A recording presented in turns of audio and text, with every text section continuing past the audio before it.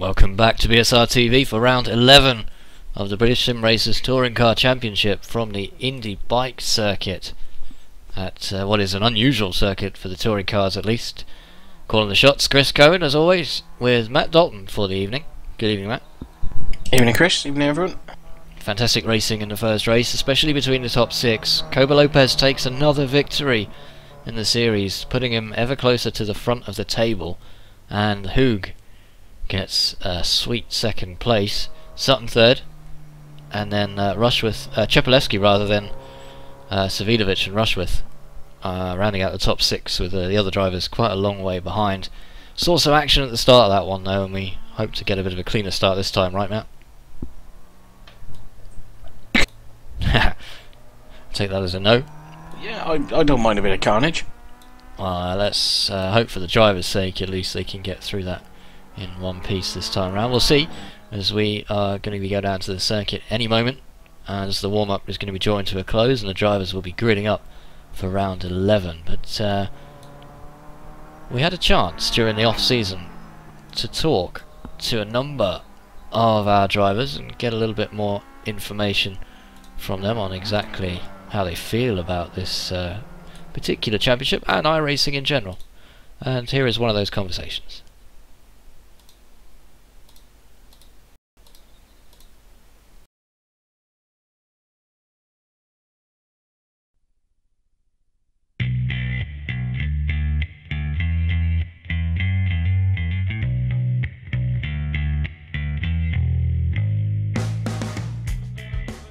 I'm Laura Bond, I'm 35-ish, from Newcastle.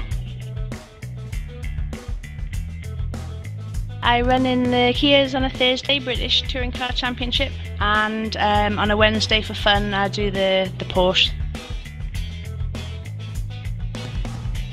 I joined Christmas 2011.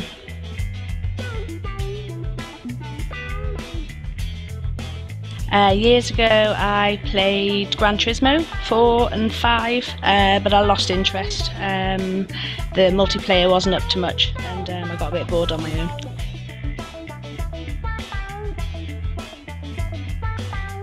I think the penalty system is really good. It's never going to be like real life, but it does actually have consequences for poor driving, poor safety, so I like that. I really like the community, the Mumble gang. We have good fun, we have good chat, racing against each other, so I think the Mumble and community side of things is a good thing. And my favourite car is the Kia.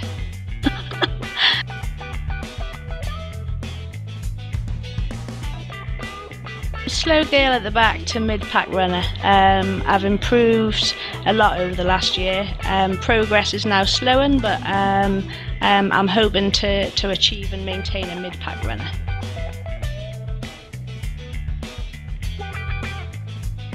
My best placing is a second place finish at Okayama in season 3. Adam Terry, my now teammate, just pipped me to it.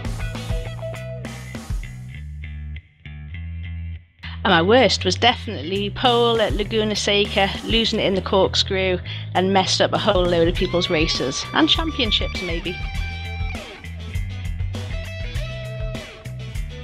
My goal before I set out was to get a top 15 finish. I thought top 10 was a bit ambitious, and the field we've got is really strong. So I think I'm 14th at the moment, so I'm hoping I can go better than that, or at least maintain that.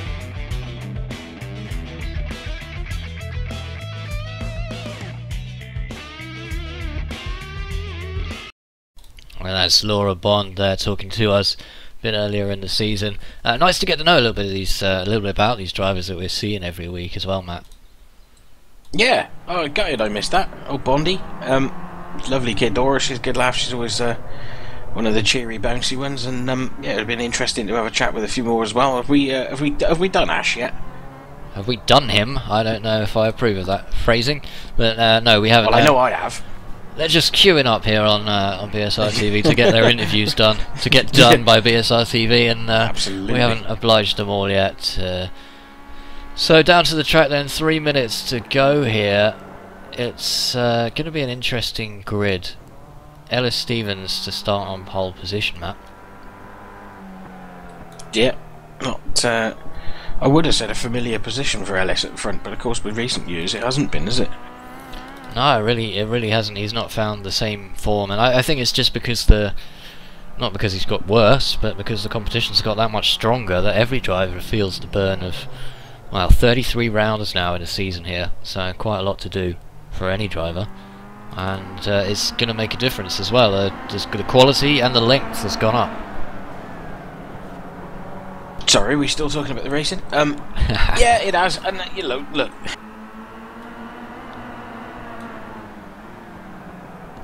Matt seems to have gone quiet mid-sentence, that's odd. Oh, it's the button on this F1 wheel. I apologise, I'm sort of in the middle of trying to practice for the Indy 500 on the weekend before I jumped in to do the commentary with you, so I've still got the wrong rim attached and the buttons are a bit naff. Well, never mind about that. We'll have a look down on the circuit now, see if we can find Jamie, but Jamie Rushworth, who finished 6th in that last race, might be able to give us a quick word just before we go into this race. See you there, Jamie. Hello. Jamie Rushworth, good finish for you in the last race, but that could have been a little bit better. Yeah, it could have. I really think 4th could have been mine. It's just some unfortunate happenings at the end there. Well, we saw a lot of fierce competition up front, but we know you're the kind of driver who just likes to wait until the opportunity arises. Was it the case that the opportunity never came and then you got a bit mugged at the end? Put simply, yes. I couldn't really keep up with Stefan. Couldn't make a move. It's just as simple as that, really. Well, it's going to put you fairly near the front of the grid for the next race, so all eyes on you at the start. And where do you think you can come in this one? I'm going to try and win this one, because I know there was a 15-second gap between me and Katz. So I know I've got the pace to get ahead of the guys in front. It's just going to try and keep the guys behind me. Well, best of luck with that one, and we'll let you go prepare. Thanks, Jamie. Right, thank you. And that's Jamie Rushworth there, and he's in good spirits, even though, well, it wasn't a bad finish, was it? I keep talking like it's the end of the world for him, but it's still a good finish for him. Yeah, useful points, and he just maybe needs to be a little bit more aggressive, doesn't he? He's, you know, you got Ash Sutton in front of him who's literally going to attack everything he sees, and then you've got Chepelewski, who's not exactly shy either. Big Wodge, who's again can be aggressive when he needs to. And just wonder with Jamie, it consistently paid for him last season, but we've seen with Andreas Katz in the past that if you start to rely on your consistency and not be aggressive, that you can find yourself off pace fairly quickly in this series. Indeed, and Katz was champion by merit of being extremely consistent. Oh, careful, taking out Ash Sutton in the warm-up there, but let's go down the grid anyway before we go down to the actual grid. Stevens and Terry will occupy the front row of the grid. Those two old rivals will get a chance to face off once again. Smolensky next to Katz, and those two are very new rivals from Suzuka, when Smolensky and Katz had two coming together in 2 consecutive races at Suzuka. That'll be interesting. The new kid on the block, Savidovic, is alongside Chepelewski on the 3rd row. No, apologies, he's alongside Rushworth on the 3rd row.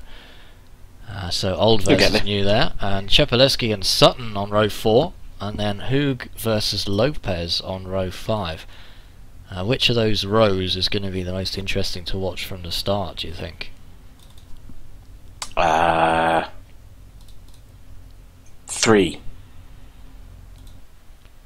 Well, all of those cars lining up there. 42 cars are going to make their way down to that first corner. And we've heard from Sutton that it's very possible to go down the outside, or around the outside I should say, of that particular corner. We'll see if anyone can do it this time, as round 11 of the British Sim Racers Touring Car Championships underway, and Stevens, another eBay car, will lead the field away as we head down towards turn 1. It's looking good for Stevens so far. Terry round the outside here. Everybody down to that first corner side by side. Let's hope everybody can get through there in one piece this time. We had a bit of a bust up last time around. Everyone's fairly sensible, I think, right round at the back there. Oh, we got a big incident somewhere. I'm not sure if we can get any cameras on that. Nils Jordan's around, and that's is that Danny Lawrence? Oh, and it's three DM Racing machines involved in that, Matt, and what is going on there?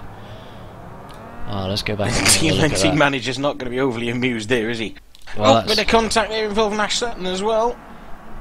We're going to have to come back to that one. We're just rolling the replay from that incident there, and it looks like a bit of a concertina. One of the DM Racing just gets down the inside and managed to take out about 2 cars there, and then, well, that's the one of the chrome restarts is reversing across the track. CQR takes out another of the DM Racings, and well, it's almost like what we saw in the first race there, isn't it? He's heading that way for sure. Well, let's go back to the front now, because Terry has the lead for the moment from Stevens. He's managed to get past, but Sutton already challenging, and that's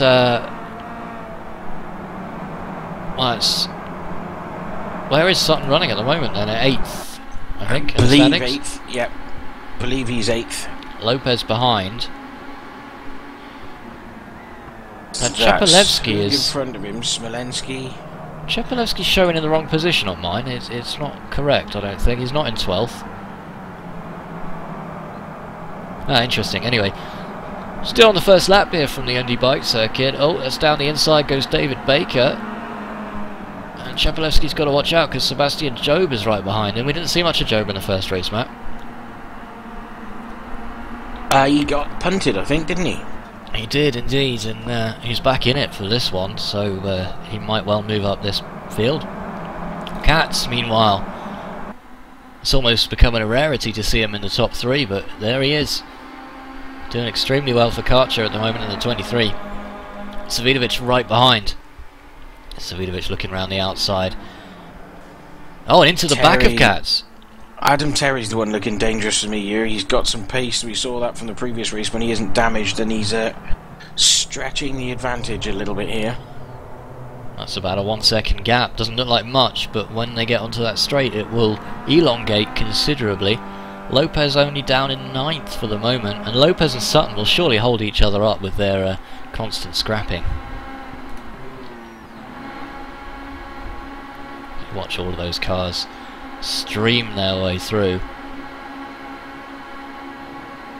and they're still going at it all the way back. Those movie go cars are quite a long way down there. Blaine and Brustrom 25th and 26th currently in the standings. Back to our leader. Just trying to see what's going on here. I was expecting a little bit more progress from Ash Sutton than he's made so far. Possibly not helped by the fact that he's got Lopez crawling all over him, but Adam Terry seems to be the one making a break for it at the minute, doesn't he? Well, that gap's actually come down so far this lap. Not quite the break you would have wanted, but still a break nonetheless. And is it the case that Sutton is being pressured so much by Lopez, he doesn't want to take a chance? He does have runner-up last year's Drivers' Championship, Stefan Hoog, in front of him. So if he takes a dive, he might end up losing out to Lopez. Yeah, he could, although he's making a move there. That's not going to work. And of course, there you are. That's exactly what you were saying, isn't it? You make a move and then you get jumped. So that's actually what's happened. He's tried to make a move and it's cost him positions. Lopez is through, and Chepelevsky is down to 11th place now. And Sutton's got Baker right behind him. Oh, too wide there, and Smolensky versus Lopez. That's going to be an interesting battle. As Sutton creeps down the inside. Lopez got really punted there by Smolensky once again. Smolensky's like the bruiser of this series, isn't he? Savidovic goes very wide. He's not free, again, he's another one who's not afraid to get his elbows out when he has to, is he? Well, Savidovic, has he got a problem? He's just let Smolensky and Sutton through. Well, Baker on Lopez, and Lopez is going to be getting nothing but frustrated here by all the cars holding him up. Savidovic must have a problem, surely. It's not like him, is it? It's got to be something, as you said, that's not quite right. Terry is definitely making a break for it at the front here. And again, Jamie Rushworth, I think he's quicker than these guys, and he's just kind of still sitting there. I know it's tricky, I know it's not an easy place to overtake, but you know, if this is your opportunity to make real points, you just got to be really aggressive with it. Well, I'll tell you what, Sutton will be making a move on Smolenski any moment, and Smolenski will give no quarter whatsoever. Sutton tries to go down the inside. Smolenski looks to shut the door, but leaves him enough room this time around. And Sutton's going to have to find another way round. So coming to that tight, twisty S section. Pretty much has to be single file. We've seen the perils of what happens when you don't do it single file in the last race. Drivers learning the hard way, some of them. Smolenski holds on to 6th for now. And Jamie Rushworth is now right on the back of Ellis Stevens, isn't he? But he's been there for the last couple of laps. I mean, again there, he's slowed so much. Oh, and sorry to interrupt, that's Smolenski getting punted by Sutton there. Let's have another look at that one on the replay. Did you catch that? That's a bit like Chuck Norris fighting Bruce Lee right there, isn't it? Well, Sutton tries to squeeze down the inside. We're talking. He's going for it this time. No, he's got him this time. Oh, side by side, Lopez is through as well. Smolenski down to 8. Really smart move from Lopez as well, just to follow him through. Yeah, these two and up the front. These two should cruise up to the back of this group in front pretty easily. Well, the former champion is now through into 3rd. Too much going on here, isn't there? There's any truth in it, but I did hear once that Ash Sutton got bitten by a snake, and after 7 days of agonising pain, the snake died. Well, I have to confirm that one with him after the race. Jamie Rushworth is now past Ellis Stevens, who is down to 4th from pole position. Couldn't quite hold on to that lead. Is about a second a lap slower than these other guys. Goes defensive, tries to keep Hoog behind him. Katz is catching back up to the front of Adam Terry as well. Well, there's your race leader, and there's the Karcher driver just behind. Oh, nice move from Stefan Hoog there as well. Late move on Stevens, but if he can make that stick, he's going to struggle, but... Well, he'll get the better exit, but look at Sutton now as well. And that's how to go through there 2 wide and keep it clean. Good job by both of those drivers, but if I were either of those drivers, I wouldn't be trying to make it too wide there. Look at the gap now. If I was Stefan Hoog there, I'd have thrown out Ellis Stevens and literally run him off the road, because you know what's coming behind you. You can't be that cuddly when you've got Ash Sutton coming behind you, because you know he's going to throw it at you. Well, Sutton's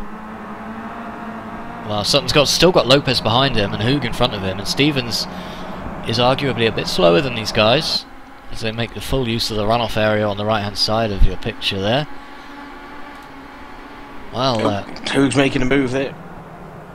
So Hoog, bit of team orders maybe there. Well, Hoog's driving a chrome restart, and he's got the eBay Motors of Ellis Stevens just behind him now. But that's 2 eBay Motors cars in the top 7. Oh, Katz is through. Katz now leads this race. See if we can go back and have another look at that one on the replay, because that was too good to miss. Katz 2nd, Terry 1st. Terry gets a very poor exit, I think, and Katz able to draft him down the straight. Just pulls out to the outside of the circuit, and he's clean through before the corner's even over. So a good move from Katz. Watching them all coming through that last corner. There's cones being bowled everywhere like midgets by the England rugby team at the last World Cup. It's well, it doesn't matter too much, I suppose. The cones don't have any real. I mean, they can get the stuck cones in won't places. Squeal when you throw them at the pins. No, I suppose not. A little bit further down, Dan Hunt side by side with Marcus Naris. Dan Hunt in the DM Racing orange machine on the inside. Naris is going to try and go around the outside. Collision! Naris is off! And that's a big one for Naris. Naris came off a lot worse there, and well, we've seen drivers go through there 2 wide all day and no contact. Sutton's past Stevens as well. Wasted absolutely no time. Let's have a look at that one on the replay then. Hunt defending the inside line here. Runs out a little bit wide, possibly. And then seems to be okay, and then just can't get the car turned in. And then Naris is off. And actually keeps it out of the barriers. So we'll be able to continue, but that has pushed him down to 33rd place. But, driver's starting to spread out a little bit, but Lopez is going to pass his teammate. That's probably team orders, that one right there, isn't it? Possibly. It's bunching up a bit at the front as well, mine now. Stephen's down to 7th now. Stefan Hoog is now all over the back of Adam Terry, who is, again, equally onto Jamie Rushworth, and then you've got Katz in front of him, and behind these guys come the Sharks. Well, the fastest man out there at the moment is Rushworth by a considerable margin. But these guys will just use the draft and follow him round. So we reached the halfway point of the second race of the evening here. Now, yeah, see, Stefan Hoog is going to have in the back of his head, and if he's, you know, again, as I've said, he's got to get past these guys in front of him quickly. Well, he's got... Because the two coming up behind him are not going to wait. Yeah, no, actual fact, Sutton goes quickest on the circuit on that last lap. Though Hoog is not far behind. So Hoog's got about a half a second gap back to Sutton, and you can see the gap out in front of Hoog as we ride on board with the runner-up from last season and the Chrome Restart machine. Katz doesn't seem to have the pace round here, and that's a rare thing to say, isn't it? As they get a little bit bunched up once again. Let's go back to the front. And we're in this situation again, Matt, where anyone makes a move and doesn't pull it off successfully, they end up giving up more than one position. Yeah. And look, these guys, you know, at the end of the day, these guys in front are all trying to make sure they hold their positions as best they can and be as sensible as they possibly can. But like I've said, the two behind them coming up now at a very quick rate of knots, and in fact on them now, are the two great whites who are not going to waste any time in just tearing chunks out of them. So we've had honey badgers, we've had Chuck Norris, and we've had great white sharks. Is there anything you won't compare these drivers to, Matt? Don't answer that. Tell you what, don't answer that. Oh, and Pete Newman in the YouTube comments again saying he's taken out in the first corner again. Kirby's taken by someone else's crash. And it says it's a bit like Dodgem, so it's unfortunate. But come back for the third race, Pete. Hopefully you make something of that one. Stay with it, mate. Absolutely. Look at Sutton now, right on the back of this lead four. It's closed right up. Lopez isn't too far behind. I reckon he's going to throw one immediately. It's been a while since he's overtaken anyone, so... No, there he goes. Almost like he's going to fail. Oh, and that's Terry going wide. Rare mistake from Terry there. He's going to have to yield to Sutton. And he's got a very, very poor exit on the cards. Now, he's right in the clutches of Lopez. Lopez is going to look to make the opportunity here as he goes past... well, he's gone right round him. Yep. He's actually cleared Terry completely. This is what I'm saying. The rest of them are all trying to give each other a lovey-dovey little cutch, and meanwhile these two are just saying there's blood in the water, let's go kill someone. Well, Terry down to 6th now, and he was leading this race at one point. That's now fallen to Andreas Katz, but he doesn't have the pace to pull out any kind of advantage. He has Jamie Rushworth right behind him. Both of these drivers have worn that number 1. Both of them have been champions. And Rushworth will want to win this one. A little bit more than Katz, perhaps, who feels he's far enough down in the championship now, can't really mount a serious assault on the title. Difficult to say. Be honest, who's your money on from you? Sutton. Yeah. Yeah, it's got to be Sutton, absolutely, because out of everybody in the top 3 right now, he's clearly... You've got 3 Alain Prosts and a Maldonado, like you said. Yeah. I've got a lot of time for Ash. I like the way he drives. He's very, very aggressive, and he's a very clever... You know, it's easy to say he just throws the car at people. There's a bit more than that. He sets it up, 2 or 3 corners in advance, knows where he's strong. Well, here comes Rushworth, down the inside of Katz. He's got the inside line for this corner. Oh, he's squirming under the brakes, and Katz has got... Wow, contact! See, Hoog's off. That is a perfect example of what I was just saying about Ash Sutton being smart. You could almost see that he saw that coming. And Sutton now side by side with Katz, but Rushworth keeps it under control, but Hoog's going to feel a bit hard done by there. Sutton now up to 2nd position, and only Katz stands between him and the victory. And let's go back and have a look at that one. And he doesn't even do that anymore, does he? Oh, it's a bit tight there. Just he does, yeah. Katz having no nonsense whatsoever, but here's another view of that one from the overhead. Let's roll the tape on this one and see what... So Rushworth's down the inside, isn't he? Yep. But the interesting thing is Ash Sutton, where he positioned his car out wide so that if anything goes wrong, he can switch back inside, and that's exactly what he did. Yeah, and Rushworth's car is out of control there. Yep. Not massively in out fact, of control. Sutton's gone for the lead. And that's a bit angry. That was possibly a little bit desperate, Ash. Well, let's bring that one straight up on the replay. Not sure Andreas Katz is going to be the happiest little German in the world after that one.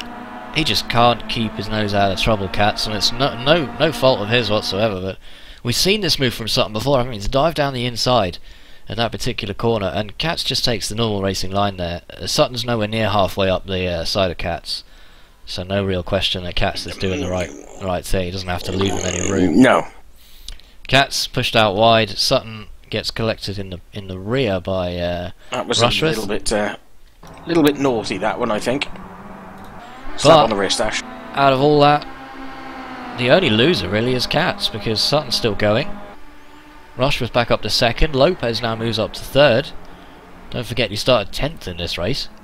They've all got damage, haven't they? They're all fighting one-handed here. Katz is now down to 5th with 3 laps to go.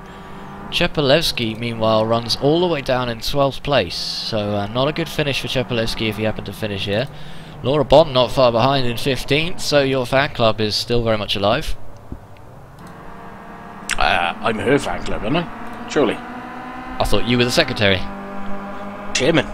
Chairman. Oh, Member for life. Sebastian Job and Savilovic will be familiar enemies from the Skip Barber series as he goes down the inside and can't quite get it done, but they're face to face with one another on the track right now for 9th place in a battle for 9th. What else have we got further down as well? Richardson not having his best performance, but holding his own here in 28th, and he's got Laidler just in front of him. Now, Chris Siddle, the guest CQR driver for the evening, is out, and the guest Movie Go driver, Pete Newman, is also out, unfortunately. 2 retirements, but it's quite a low number of retirements, really, isn't it? Yeah, it's still a good field running there. Just trying to keep an eye on this little battle at the front. It's not quite over yet. Jamie Rushworth's still giving Ash a hurry-up treatment. He's still climbing all over the back of him, and then you've got Cobo Lopez sat in 3rd, who's possibly looking less damaged than the 2 guys in front of him. And in fact, Rushworth's gone defensive here, and this might allow Cobo Lopez an opportunity. Well, Lopez instead of Rushworth will pick up that limited draft from Sutton's car, and they will be side by side. Lopez goes around the outside. Rushworth has already made contact with one car on the inside here, and feels like and that's it. Sutton's got into his CQR teammate there, and he's disqualified.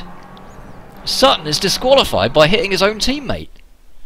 Unbelievable! And with 2 laps to go. There's all sorts of carnage, and don't even know what's going on. There's cars hitting each other all over the place. Well, we'll come back to that one in a moment. Well, Lopez is now in the lead of this race. And Smolensky is... What's happening to Smolensky? He's facing the wrong way. Well, it's all happening, isn't it? I'm just going to try and find another look at that incident with Ash Sutton. I'm not entirely sure.